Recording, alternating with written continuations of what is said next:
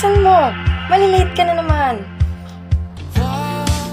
Ako si Jose, isang magaling na interior design student at mahilig sa arts.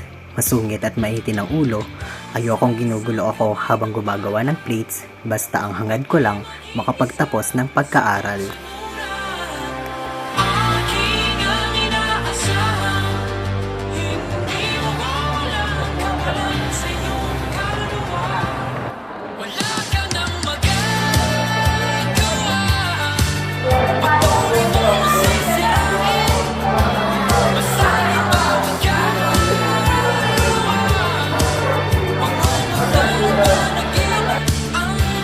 Ang tagal naman ni Isabela.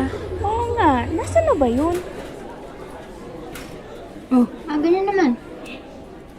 Nakapag-aral na ba kayo? Jose Portasio Rizal, Mercado E. Alonso, Rialon. Wala pa nga tanong eh. Sige nga. July 17, 1892. July 31, 1896. Saka pa, di kayo na nag-aral.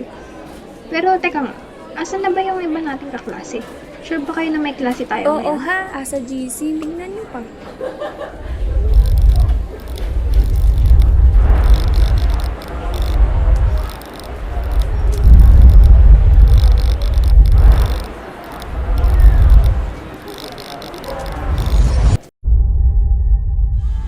Isang kamay ng bata upang ito'y maging isang sunod-sunuran. Aking ang inaasahan, hindi mawawalang kamalan sa iyong kaluluwa.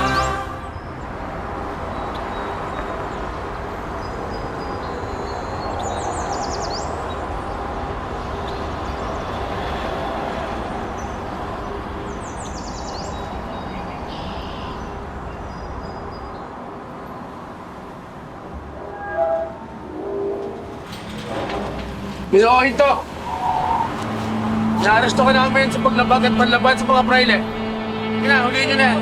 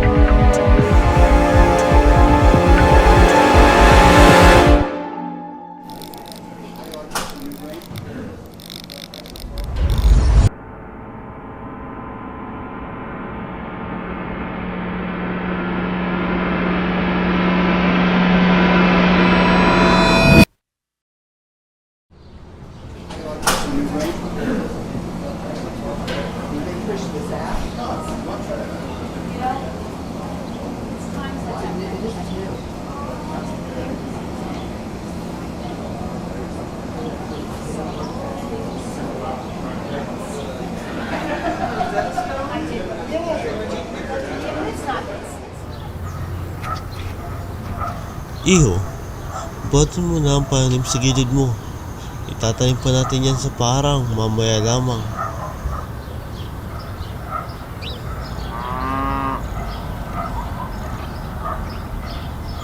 Magandang araw po, Guro.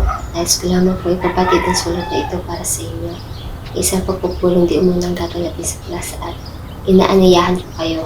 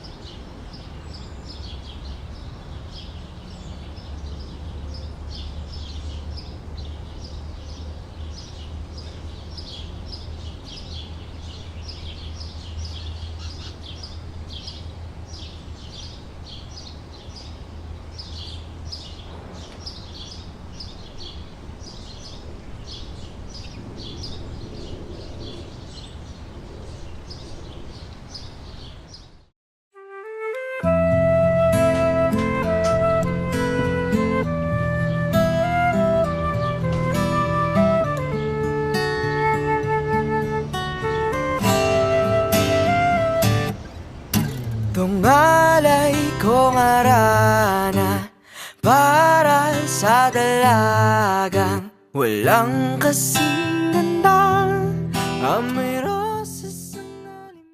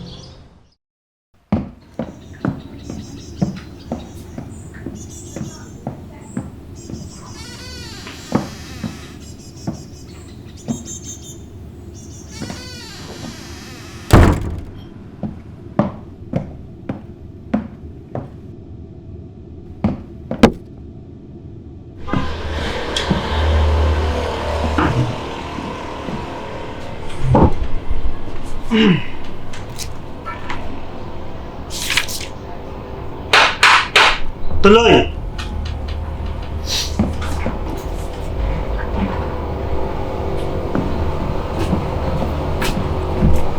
At bakit siya na pa rito?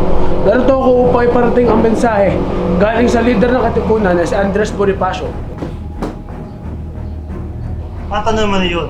Hangad nila ang iyong opinyon at aproba para sa armadong rebellion laban sa otoridad ng Espanya. Pagpamanin mo, pero hindi ako makakapayag. Hindi pa ganun kahanda ang ating mga kapwa Pilipino upang makipaglaban.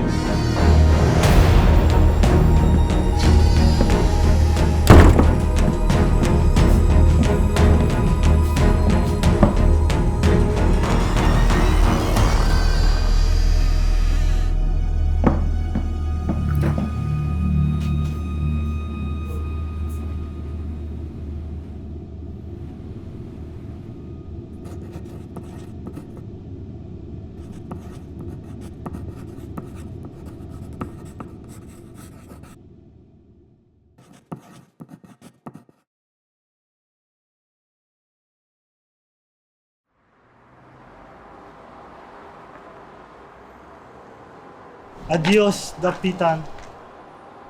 Sa ngayon, na-realize ko na hindi ganun kadali ang buhay ni Rizal sa Dapitan.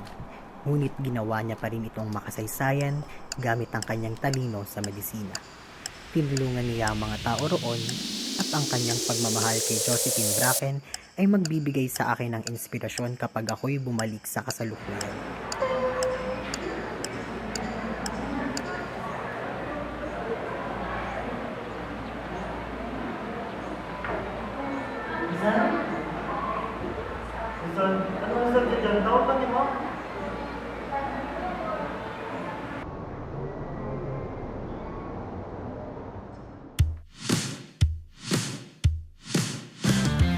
Isang karangalan sa akin na nasulyapan ko ang nakaraan ng buhay ng ating bayani na si Dr. Jose Rizal. Binago nito ang aking pananaw sa buhay nang masaksihan ko ang tunay na kabaitan, katalinuhan, kasipagan at tunay na pagmamahal niya sa lahat.